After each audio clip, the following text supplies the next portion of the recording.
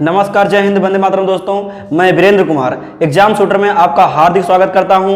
आइए आज मैं आप लोगों को बेसिक मैथ से संबंधित कुछ क्वेश्चन बताऊंगा, जो कि बहुत ही सिंपल तरीके से आपको बताऊंगा।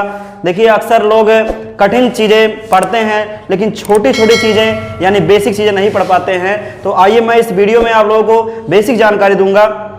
यहाँ पर सबसे पहले आपको मैं बताऊंगा करड़ी का जोड़। जी हाँ, करड़ी का जोड़ अक्सर परीक्षाओं में आता रहता है, हम इस्तेमाल करते रहते हैं, लेकिन बहुत लोगों को ये भी जानकारी नहीं हो पाती कि करड़ी का जोड़ कैसे लगाया जाता है। तो आइए इस प्रश्न को हम हल करते हैं। यहाँ पर एक प्रश्न दिया गया है, 5 करड़ी में 3 प्लस 2 करड़ी में 3 बराबर कितना। तो आपको आइए मैं बता दूंगा आपको करड़ी का जोड़ और घटाना का जो नियम होता है, जब करड़ी के अंदर के मान बराबर होते हैं। जी हाँ, जब करड़ी के अंदर के मान समान होते हैं तभी करड़ी के बाहर वाला मान जुड़ता और घटता है। यह दोनों नियम यानी जोड़ और घटाना दोनों नियम के लिए फॉलो होता है। तो यहाँ पर इस सवाल में देखें, ये दिया है 5 करड़ी में 3 प्लस 2 करड़ी में 3। तो यहाँ पर देख रहे हैं करड़ी के अंदर के जो मान हैं दोनों 3 हैं यानी कि समान हैं। तो ऐसी स्थिति में हम बाहर के मान जोड़ सकते हैं। तो ये देखिए आपका 5 और 2, यहाँ पर आपका हो जाएगा 7 करड़ी में 3। जी हाँ, यही आंसर आएगा। अब देखिए, जैसे मान लीजिए और एग्जाम्पल लेते हैं। मान लीजिए इस तरीके से 5 करड़ी में 3 है और 7 करड़ी में 2 है। तो अब इसका मान कितना होगा, तो यहाँ पर मैं बता दूंगा आपको करड़ी के अंदर के जो मान है। यहाँ पर देखिए करड़ी के अंदर 3 है, यहाँ पर करड़ी के अंदर 2 है। तो ऐसी स्थिति में ये दोनों समान नहीं है। तो जब दोनों समान नहीं रहता है तो इसको जोड़ना है, तो जोड़ेंगे कैसे, तो जुड़ेगा नहीं, ये ऐसे सिर्फ उतर जाएगा। यानी कि अगर करड़ी के अंदर के मान समान नहीं है तो जितना मान दिया गया है वैसे ही उतार दिया जाएगा। अब देखिए यहाँ पर करड़ी का जोड़ हमने समझ लिया। अब देखिए कुछ और समझते हैं, करड़ी का घटाना। करड़ी का घटाना समझते हैं। करड़ी का घटाना कैसे लगाया जाता है जरा समझिएगा। तो मैंने जिस तरीके से जोड़ बताया उसी तरीके से सेम टू सेम घटाना होता है। तो यहाँ पर देखिए घटाना का नियम भी वही होता है कि अगर करड़ी के अंदर के मान समान है तभी बाहर वाले घटते हैं। यहाँ पर देखिए, जैसे उदाहरण नंबर 1 लेते हैं। जैसे मान लीजिए 5 करड़ी में 7 है और यहाँ 2 करड़ी में 7 है। तो हम देख रहे हैं करड़ी के अंदर के मान जो हैं वो समान है, 7 तो इसका मतलब ये हुआ कि बाहर वाले जुट और घट सकते हैं। तो हम देख रहे हैं यहाँ माइनस का निशान लगा हुआ है, तो ये घट जाएगा। 5 में से 2 गया 3 और ये करड़ी में 7 ही उतर जाएगा। ये 7 में 7 नहीं घटेगा, ये केवल 7 उतर जाएगा। तो इस तरीके से 5 करड़ी में 7 माइनस 2 करड़ी में 7 इक्वल टू 3 करड़ी में 7 होगा। और अगर मान लीजिए करड़ी के अंदर समान मान ना रहे, जैसे मान लीजिए यहाँ 7 है और यहाँ पर 5 करड़ी में यहाँ 3 है, तो अब इसको घटाना है। तो इसको घटाने का तरीका यही है कि हम इसको सिर्फ उतार देंगे बस। ये क्योंकि इसके करड़ी के अंदर के जो मान हैं अलग अलग हैं, ऐसी स्थिति में इसका जो आंसर आएगा ये 5 करड़ी में 7 माइनस 5 करड़ी में 3 ही आएगा। एक काम और कर सकते हैं, अगर बाहर के मान बराबर हैं तो ऐसी स्थिति में हम यहाँ पर 5 कॉमन कर सकते हैं, तो बचेगा करड़ी में 7 माइनस करड़ी में 3। अब देखिए, आपको जोड़ और घटाना का नियम मैंने बता दिया। जोड़ और घटाने में बस एक ही नियम होता है कि अगर करड़ी के अंदर के मान बराबर हों तो करड़ी के बाहर वाले मान जो है वो जुड़ते और घटते हैं।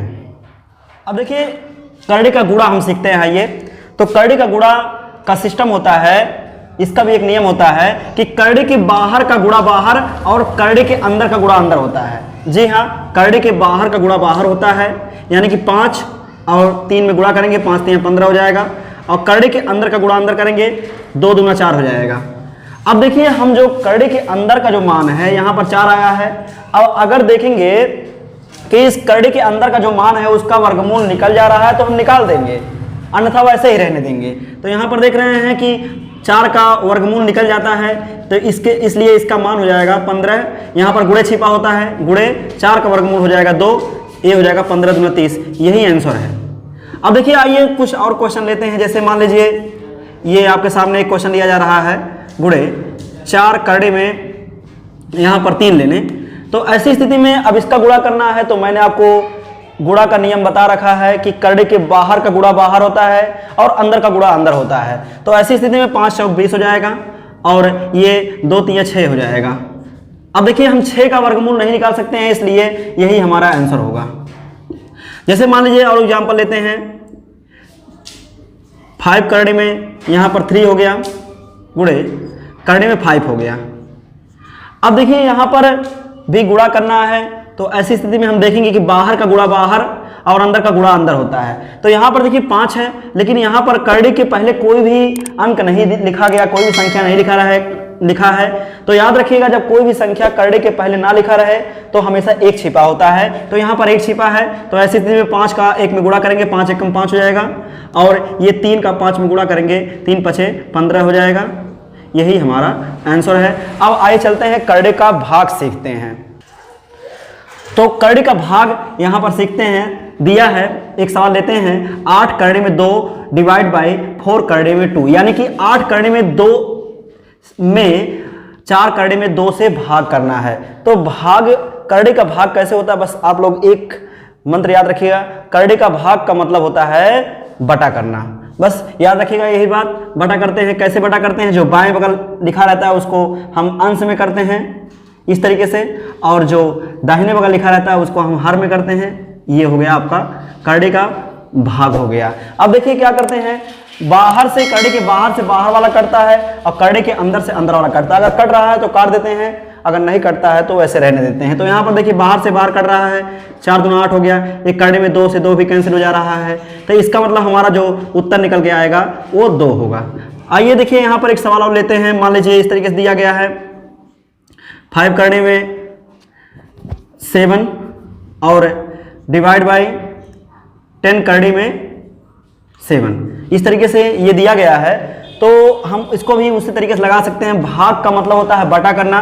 ये हो जाएगा 5 करड़ी में 7 अपॉन 10 करड़ी में 7, 7 से 7 कैंसिल हो जाएगा, 5 1 जा 5, 5 2 जा 10। ये इस तरीके से 1/2 निकल कर आएगा हमारा आंसर।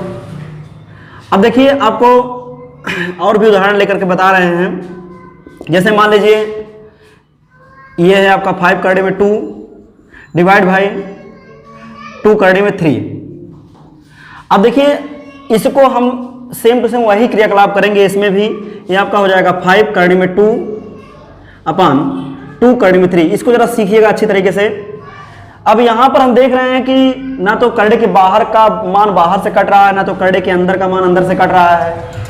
तो याद रखिएगा जब कभी भी करड़ी वाला मान हर में आ जाए, जी हाँ हर में आ जाए, तो हर में नहीं रहने देना चाहिए, उसको अंश में करना चाहिए। अब अंश में जाता कैसे है, तो याद रखिएगा एक नियम होता है परमेयीकरण। जी हाँ, परमेयीकरण करके हम जो करड़ी का मान रहता है नीचे उसको हम ऊपर कर देते हैं। कैसे करते हैं जरा देखिएगा।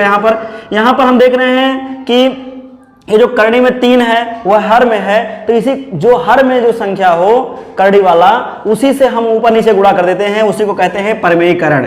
तो जी हाँ ये बात याद रखिएगा, जब कभी भी हर में अगर करड़ी आ जाए, हर में करड़ी आ जाए तो उसका परमेयीकरण करके हमें करड़ी में से हर में से करड़ी हटा दिया जाता है। तो यहाँ पर देखिए करड़ी में 3 से हम गुणा करेंगे, ये हो जाएगा, ऊपर भी हो जाएगा गुणा और नीचे भी हो जाएगा गुणा। यही कहलाता है परमेयीकरण, परमेयीकरण द्वारा। तो इस तरीके से हमने इसका परमेयीकरण कर दिया। अब देखिए परमेयीकरण करने के बाद क्या होता है, आगे कैसे करते हैं। ये आपका हो जाएगा अंश का गुणा अंश में करेंगे और हर का गुणा हर में करेंगे। अब देखिए गुणा करते हैं, गुणा करने का वही पुराना नियम मैंने बताया कि बाहर का गुणा बाहर और अंदर का गुणा अंदर होता है। तो यहाँ देखिए 5 है, यहाँ पर 1 है, तो 5 एकम 5 हो गया, और ये 2 3 6 हो जाएगा, ये हो गया अंश में। अब देखिए हर में क्या होगा, 2 एकम 2 हो जाएगा, और ये 3 का गुणा 3 में होगा, 3 3 का 9 हो जाएगा। अब देखिए अंश में जो है करड़े में 6 है जिसका वर्गमूल नहीं निकलता है। अब देखिए हर में यहाँ पर करड़े में 9 है, तो करड़े में 9 का मान निकल जाता है 3। तो इसलिए हम हर जो है एक लाइन और आगे हल करेंगे, तो यहाँ पर हर का जो करड़ी है वो है समाप्त करने के लिए उसका वर्गमूल निकालेंगे। यहाँ पर गुणे का निशान छिपा होता है, तो करड़े में 9 का मान निकलेगा 3। अब ये हो जाएगा 5 करड़े में 6 अपॉन 2 3 6। यही हमारा आंसर है। नमस्कार, वंदे मातरम।